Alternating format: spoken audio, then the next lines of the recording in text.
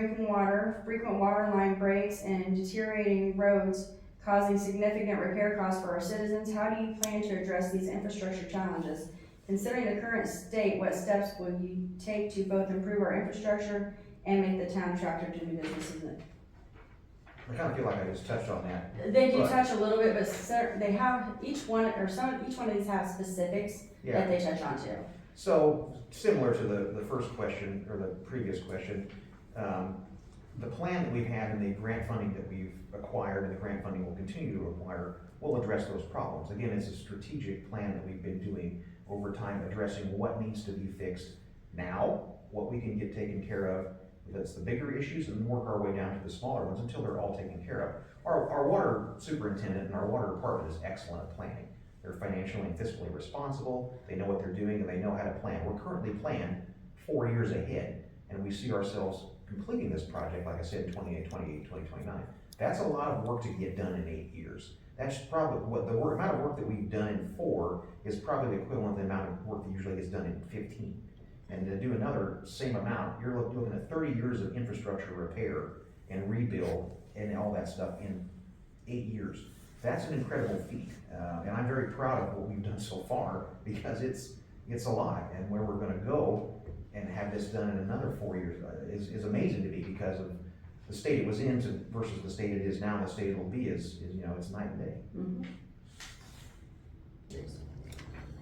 This is a kind of a multi-phase type question, and it's also tied to the prior question. Basically, what I'm trying to do, what I'm looking to do is, of course, continue with grants. I understand that we recently got a grant. It's going to help us with some of our water issues, and that's a good thing. I want to try to get more of those. We need to throw up as much flack as we can to see what we hit and get as many of those as we can. So it'll be a pretty demanding thing to try to reach out. I've written grants. I understand how it works and how aggravating it can be. So I think that's really the key that we want to do. We also need to talk with people, and I have friends, believe it or not, my roommate in college is a mayor in another town, that I will have a network I'll be able to reach out to, and we'll keep each other apprised of things that come down the pipe that we'll be able to use for the betterment of our own towns and respective towns. His town's much bigger than mine. But the thing about it is, the current state of everything in this town is, it has this older feeling, and it's charming, and it can be. I understand we do have TIF money in our TIF district. We'll be able to address some of the issues there. But when we look at some of the structures uptown, they're kind of in a dire state.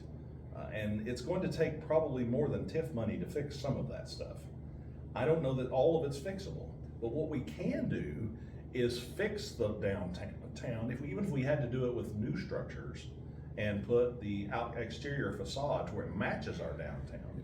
And then what I would like to do to put Pana on the map is to simply get something that is interesting in our town to people.